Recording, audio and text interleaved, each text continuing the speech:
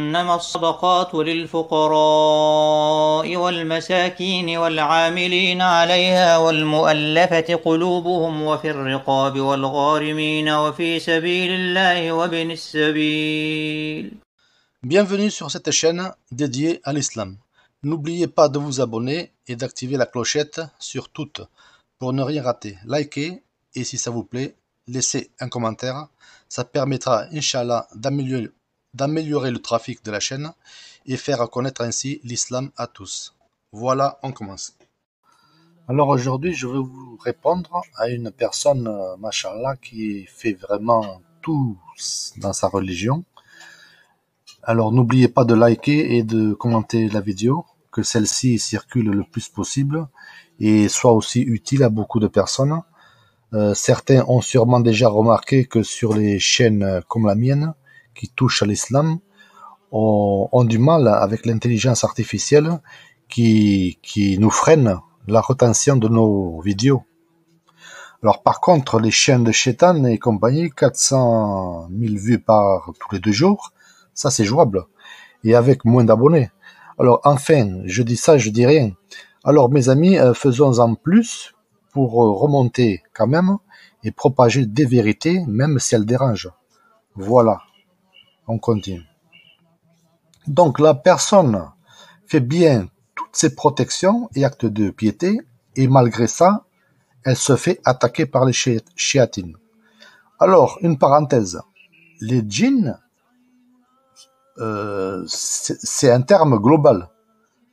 Mais dans les djinns, on a aussi les musulmans. Donc après, nous avons les djinns koufars qui vont œuvrer pour faire des sorcelleries de blocage le plus souvent. Mais les chiatines, ce sont aussi des djinns koufars, mais qui vont plutôt travailler contre tout ce qui est fait au niveau religion. Faire aussi des waswas pour vous égarer, ça c'est leur mission principale. Donc si la personne était un Zouri, Suleimani ou supérieur, ils vont aller jusqu'à lui faire une sorcellerie chez Mobin. Donc Mobin, bon, ça englobe la religion, quoi, le fait de ne pas avancer dans la religion. C'est pour ça, quand ces gens-là, au cours d'une Rokia Zouri de diagnostic, entendent Mobin, donc ça picote un peu dans le corps. Et s'ils entendent Sir Mobin, les symptômes vont encore être plus forts. Et si on fait rien, les chiatines finissent par lui faire un nœud de sorcellerie au niveau du 3e œil, qu'Allah nous en préserve. Ces 2 sorcelleries, ils le feront jamais à une personne normale, car ils ne se sentent pas en danger réellement envers cette personne. Tout ce qu'ils veulent, c'est l'amener en enfer, c'est tout. Alors ça, c'est un blocage sur la foi. La personne va ramer pour avancer dans la religion. Il peut pas. C'est pas un koufar, hein. C'est quelqu'un qui ne peut pas, justement. Il fait rien de mal, mais il peut pas avancer. Et j'insiste bien là-dessus. Je parle pas du Suleimani, déjà bloqué par les djinns depuis l'enfance. Je parle bien du Suleimani qui s'est nettoyé et qui entretient la lumière de son aura à travers les dhikr en particulier. Lui, les chiatines vont essayer de tout faire pour lui bloquer justement le 3e œil, pour qu'il rame vraiment dans la religion, parce que lui, c'est un danger pour eux. Alors pourquoi? Parce que les chiatines veulent le pousser vers la mécréance, mais lui, comment dirais-je, c'est un peu compliqué. Donc prenons l'exemple d'une personne qui ne croit en rien. Elle n'a pas de religion, ou alors c'est un koufar, et bien cette personne pourra aussi avoir des djinns, mais pas des chiatines. Pourquoi? Parce que les chiatines veulent le pousser vers la mécréance. Mais si lui, il y est déjà, il se serre la main. Qu'est-ce que vous voulez qu'il fasse?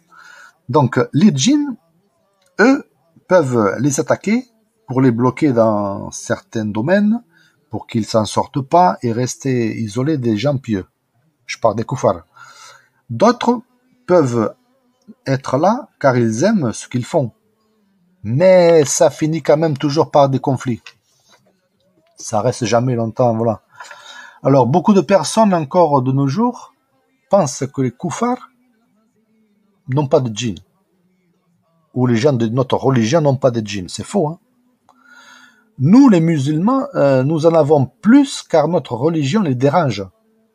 La lumière, la vérité, ça dérange. Et il n'y a pas que les djinns. Hein. Ne dites pas le contraire. Hein.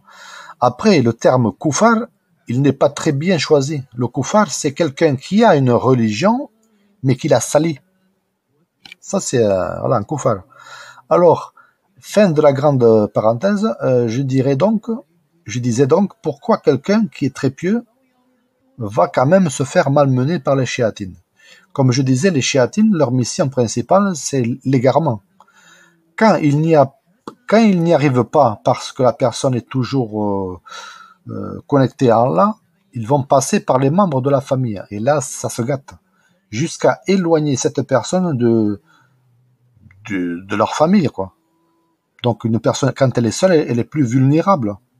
Donc quand vous êtes détesté par votre propre famille, en principe, la religion, vous la suivez moins bien, du moins au début.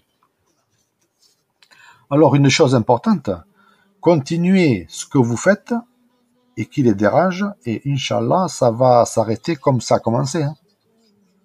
N'ayez pas de doute là-dessus, vous savez que ce que vous faites, ce que vous valez, vous savez ce que vous valez, donc des fois, vous avez juste besoin d'un petit encouragement et vous dire que vous n'êtes pas le seul dans ce cas, dans ce combat, car c'est un combat.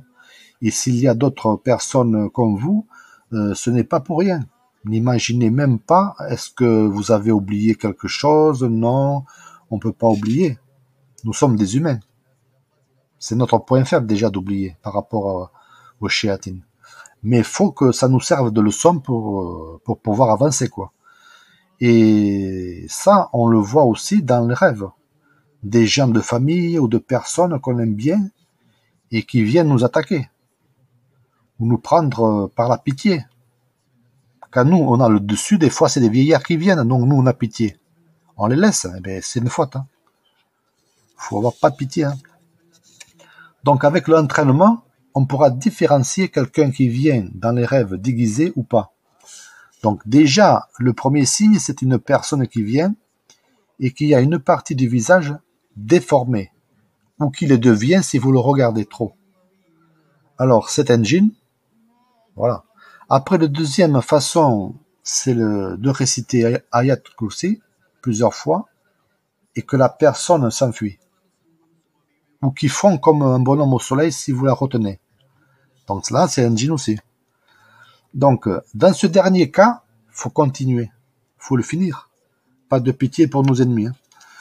Qu'Allah nous assiste dans ce combat et machallah, je remarque que de plus en plus de personnes se sentent concernées et ont la volonté d'y arriver. Vouloir combattre, machallah, avant le combat, faut essayer vraiment déjà combattre notre ego. Sinon notre Karine pourrait bien nous faire des misères. Faut à tout prix le convertir en n'écoutant pas ce qu'il dit, justement. Si c'est pas le chemin d'Allah, notre Karine peut être un grand allié. Mais s'il est rebelle, il peut s'allier à d'autres shéatines. Et c'est là que c'est pas bon. Hein. Donc des fois, quand vous avez la flemme d'aller faire la prière ou de faire des choses que vous êtes obligé de faire, forcez-vous, faites-le. Même si vous le faites pas à 100% aussi bien que quand vous avez envie, mais faites-le quand même. Alors qu'Allah nous en préserve de tout ça. Amin.